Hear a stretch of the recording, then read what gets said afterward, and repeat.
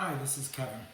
I thought I'd do a video between the Thebans and the next one, the Athenians that I promised, because I had a lot of subscribers ask me about the Battle of Leuctra. Why was that so significant? And why were the Thebans so significant? And I thought, well, you know what? Why don't I put that battle out on the table? We'll talk about it a little bit and see what happened by using both the Spartan and the Theban armies that I have. So I thought, let's give it a try. Now, I'm not using any particular rules. I'm just showing deployment and what happened. If you'd like to set up that battle yourself, you most certainly can, using whatever set of rules you choose. Since I'm playing by myself, I just thought, I don't need to play, I'll just move the troops. You know, in 371 BC, the time for peace talks was really over. These two Greek city-states, they were bound in their hatred for one another, and they prepared to settle the disputes with spear and shield. And on this plain, there was thousands of Theban-led Boeotian soldiers standing at the ready. Their leader, none other than the virtuous Epimenidamus, a man whose tactical innovations would completely revolutionize the Greek art of war. Now, this force aimed to topple the dominant military power of its time, Sparta.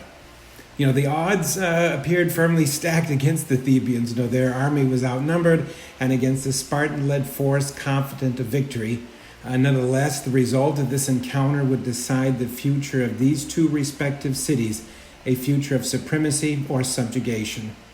A battle was imminent, and the Spartan force, outnumbering that of the Thebans about 3-2, was confident of victory. And who could beat them at hoplite warfare? Something they had monopolized for centuries, and they had never been beaten. But to summarize, the outnumbered Theban force was faced against the most renowned land army of its time, at a place that strategically benefited the type of warfare Sparta excelled in. You can see why the Spartans were confident, yet that is where the preparations by Epimenidamus and Pelopidas came in. Their zealous desire to see their city the greatest in Greece had made them realize the necessity of defeating Sparta at its own game. To do this, the Thebans did one of the greatest things to overthrow a traditionally fighting foe. They innovated. I wanted you to see how Epimenidamus actually innovated.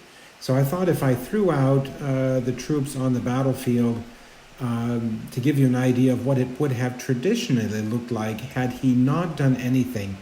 I think that's important. As you can see from these images, the Spartan battle line is traditional with the Spartan elite on the right-hand side and their allies on the left. It's a long battle line of hoplites. The Thebans were expected to do the same, putting their strong hoplites on their right side, as you can see from this imagery, and their place of honor was always on the right. So both the Spartans and the Thebans would have been across from each other, with each side of their battle line, the right side being the strongest, and their allies being next to them, and the left side of their line being the weakest. That's how you were supposed to fight. Had light troops out in front, your cavalry out in front, and traditionally this is what the Thebans should have done. The right-hand side of the Spartan line was the feared and dreaded 700 elite Spartan citizen hoplites, never before lost the battle. And on the right side of the Thebans, right there, that was the sacred band and the elite of the Thebans. But as you will see, that is not what the Thebans did. Instead, they put all of their elite troops on the left-hand side of their battle line, facing or directly facing the elite of the Spartans. The battle-hardened, ferocious Theban sacred band is right in the front ranks behind the cavalry of the Thebans. As you can see from this map here, that's exactly what they intended to do. They loaded up with 50 ranks their hoplites on the left side of the Thebans' line, facing only 8 ranks of Spartans on their right.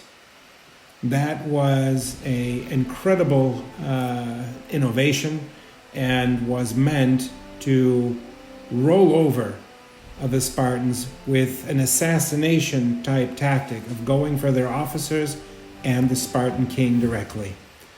The Spartan line was only 8 deep. It was a strong between 8 and 12.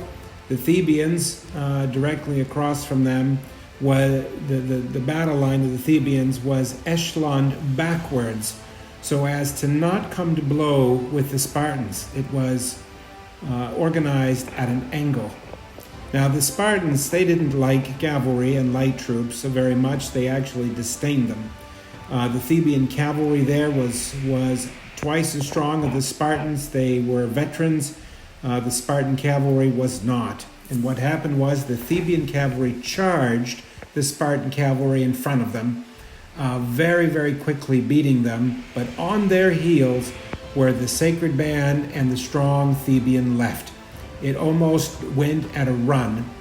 The Spartan cavalry was quickly routed, and it actually routed into the Spartan line, causing a lot of confusion. The rest of the Theban line moved forward at a very slow pace, but the Spartan line was shocked. It received no orders, and they didn't move forward. They were waiting for the king to tell them what to do. I think they were shocked that the Thebans came to blow with their Spartan elite so very quickly.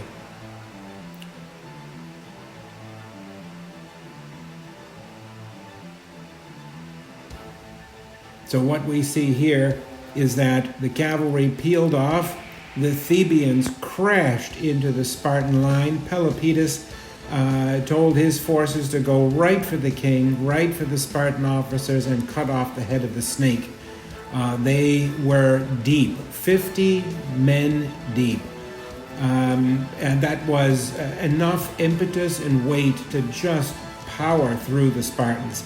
At first, the Spartans fought really honorably and vigorously, held the Thebans off, but just the weight of numbers was just too much for them.